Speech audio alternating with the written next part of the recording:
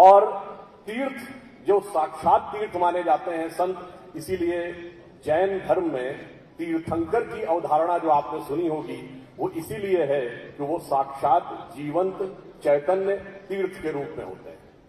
मैं बहुत समय न लेते हुए सिर्फ एक अपना अनुभव बताना चाहूंगा कि जैन धर्म जिन व्यवस्थाओं को आगे बढ़ाता है उनका प्रभाव कितना व्यापक है।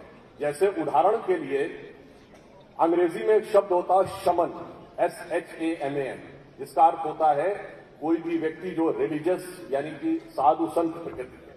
और आप जाके चेक कर लीजिएगा, ऑक्सफोर्ड डिक्शनरी में भी ये लिखा हुआ है कि शमन शब्द मूलतः श्रमण शब्द से निकला है। वही श्रमण जो जैन साधु श्रमण कहलाते हैं, उसी श्रमण से अंग्रेजी का शमन शब्द निकला है।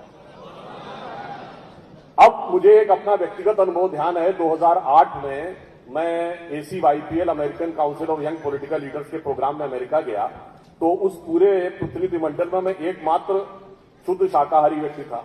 अब चूंकि सरकारी दौरा था तो हर जगह शाकाहारी भोजन की व्यवस्था करना उनकी जिम्मेदारी थी।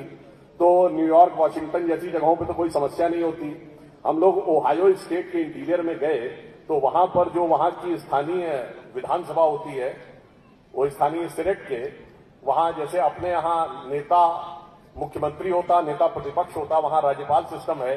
तो मेजॉरिटी लीडर और माइनॉरिटी लीडर कहते थे, तो मेजॉरिटी लीडर हम लोगों के वो थे होस्ट। उनको बढ़िया सुविधा हो रही थी। उन्होंने मुझसे पूछा कि यू आर प्योर वेजिटेरियन? मैंने कहा यस। तो कहते हैं आर यू जैन? अब देखिए कितनी दूर तक यह प्रचारित है कि प्योर वेजिटेरियन का मतलब जैन। फिर वो कहते हैं you are vegetarian because of the cultural reason? मैंने कहा no, also because of the scientific reason. तो कहता व्हाट इज साइंटिफिक रीजन? तो मैंने उनसे कहा what is the difference between plant and animal, यानी जंतु और वनस्पति में अंतर क्या है? कोई भी साइंस के विद्यार्थी से पूछेगा तो वो बताएगा अंतर है presence of the nervous system, तंत्रिका तंत्र की उपस्थिति। इसीलिए वनस्पति अपने आप गति नहीं कर सकती है, जंतु अपने आप गति कर सकता है। तो जब आप किसी जंतु को लेते हैं तो उसके साथ साथ उसके तंत्रिका तंत्र का भी जो एमिनो एसिड है वो भी आपके अंदर जाता है। और जब वो एमिनो एसिड वही है जो डीएनए के अंदर पाया जाता है। अब जब वो एमिनो एसिड आपके अंदर जाता है और आपकी बॉडी के नर्वस सिस्टम के एमिनो एसिड के कांटेक्ट में आता है, तो थर्मोडायनेमिक्स का एक लॉ है, if two objects of variable energy level comes in contact with each other, यानी दो ऐसे पदार्थ जिनका ऊर्जा स्तर अलग अलग हो एक दूसरे के संपर्क में आए हैं, तो जानते क्या होता है? Energy flows from higher to lower. तो ऊंचे स्तर से नीचे स्तर की तरफ जाती है। अब बताइए आपकी चेतना का स्तर ऊंचा है या जानवर की चेतना का स्तर ऊंचा है? तो मानी हुई बात है, जैसे ही आप मांसाहार ग्रहण करते हैं चेतना का डिटोरिएशन, डिसिपेशन शुरू हो जाता है। मैंने कहा यह साइंटिफिक रीजन है जिसकी वजह से मांसाहार करना उचित नहीं समझता। और जब आप यह करते हैं तो यह साधना के प्रथम स्तर का प्रतीक है, प्रथम चरण।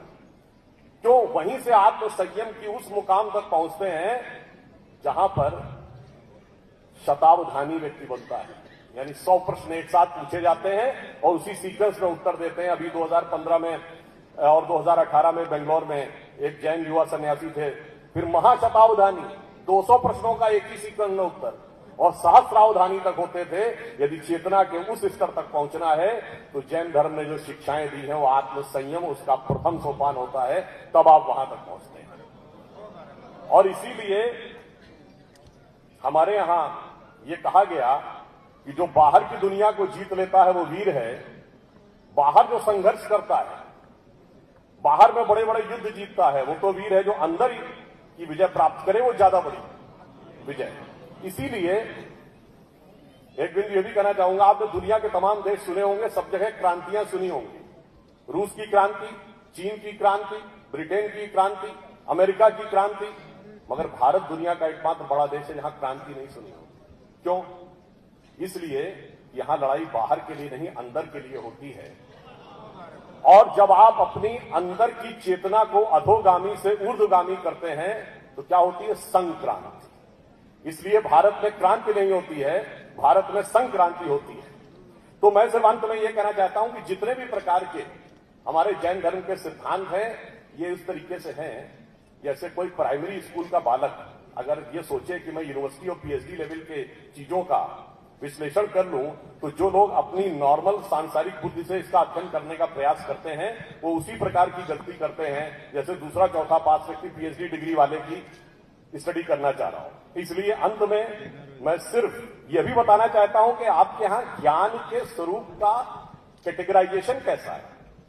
जो नवकार मंत्र है उसमें सबसे पहले क्या कहते हैं, नमो अरिहंतारम, सभी अरिहंतों को नमस्कार। फिर नेक्स्ट है नमो सिद्धारम, फिर कौन, जो सिद्ध पुरुष है। फिर नमो अय्यर्याणम, यानी आचार्य लोग, आचार्य कौन है, जिसने सब अनुभूत कर लिया हो और बताने की क्षमता भी रखता हो। फिर है नमो अवौझाण, अवौझाण मतलब उपाध्याय, इनको सारा ज्ञान हो गया हो। यह अवौझा शब्द जो है इसी से ओझा शब्द और झा शब्द बनाया जो ब्राह्मणों के सरनेम होते हैं।